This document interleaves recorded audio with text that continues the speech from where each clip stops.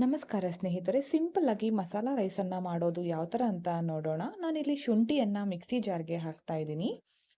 ಹಾಗೆ ಬೆಳ್ಳುಳ್ಳಿಯನ್ನು ತಗೊಂಡಿದ್ದೀನಿ. ಹಾಗೆ ಪುದೀನ, ಕೊತ್ತಂಬರಿ ತೊಳೆದು ಇಟ್ಕೊಂಡಿದ್ದೀನಿ. ಇದನ್ನ ಎಲ್ಲವನ್ನ ಹಾಕಿ ಮಿಕ್ಸಿ ಜಾರ್ಗೆ ಹಾಕಿ ನುಣ್ಣಗೆ ರುಬ್ಕೋಬೇಕು. ಮಿಕ್ಸಿ ಜಾರಲ್ಲಿ ನಾನು ಮೊದಲೇ ಕೊಬ್ಬರಿಯನ್ನು ರುಬ್ಕೊಂಡಿದ್ದೆ. ಅದೇ ಜಾರಲ್ಲಿ ಇದನ್ನು ಮಿಕ್ಸಿ ಮಾಡ್ಕೊತಾ ಇದ್ದೀನಿ. ಇದನ್ನ ಇವಾಗ ಚೆನ್ನಾಗಿ ರುಬ್ಕೊಂಡು ಬರೋಣ.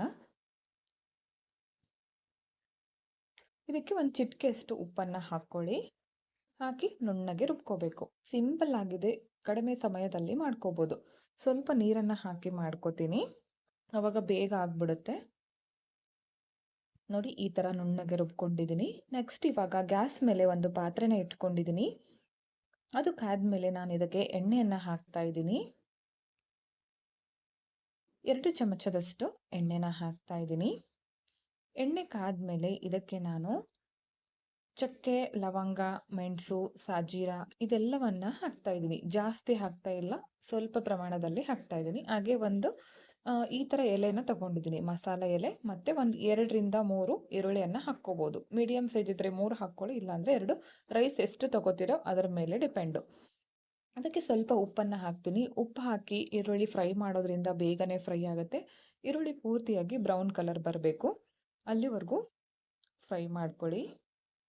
ಈ ಮಸಾಲ ಇದೆಯಲ್ಲ, ಇದು ತುಂಬ ಅಂದರೆ ತುಂಬ ಟೇಸ್ಟಿಯಾಗಿರುತ್ತೆ. ಸ್ಮೆಲ್ ಸೇಮ್ ಬಾಸುಮತಿ ರೈಸ್ ಬರುತ್ತಲ್ಲ, ಆ ಥರ ಬರುತ್ತೆ. ನೋಡಿ, ಈ ಕಲರ್ ಬಂದಿದೆ.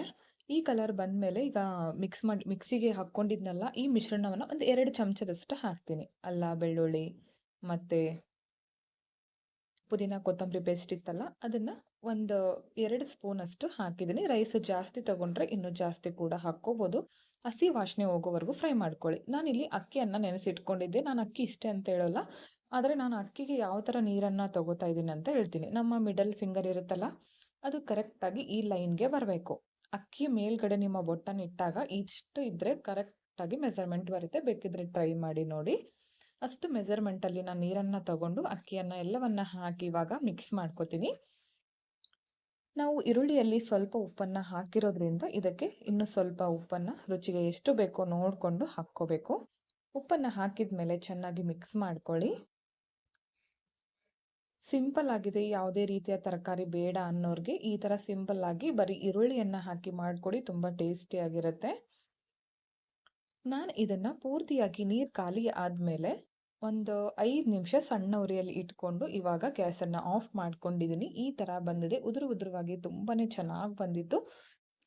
ಟೇಸ್ಟ್ ಅಂತೂ ತುಂಬಾ ಚೆನ್ನಾಗಿ ಬಂದಿತ್ತು. ಈ ರೆಸಿಪಿ ನಿಮಗೂ ಕೂಡ ಇಷ್ಟ ಆಯಿತು ಅನ್ಕೋತೀನಿ. ಇಷ್ಟ ಆಗಿದ್ರೆ ಒಂದು ಲೈಕ್ ಮಾಡಿ, ಹಾಗೆ ಫ್ರೆಂಡ್ಸ್ಗಳಿಗೆ ಶೇರ್ ಮಾಡಿ. ವಿಡಿಯೋನ ಸಬ್ಸ್ಕ್ರೈಬ್ ಮಾಡ್ಕೊಳ್ಳದೆ ನೋಡ್ತಾ ಇದ್ದರೆ ಚಾನಲನ್ನು ಸಬ್ಸ್ಕ್ರೈಬ್ ಮಾಡಿಕೊಂಡು ವಿಡಿಯೋಗಳನ್ನು ನೋಡಿ. ಹೆಚ್ಚಿನ ವಿಡಿಯೋಗಳಿಗಾಗಿ ಬೆಲ್ ಐಕನನ್ನು ಕ್ಲಿಕ್ ಮಾಡಿ. ವಿಡಿಯೋನ ಕೊನೆವರೆಗೂ ನೋಡಿದ್ದಕ್ಕೆ thank you friends. Thank you for watching.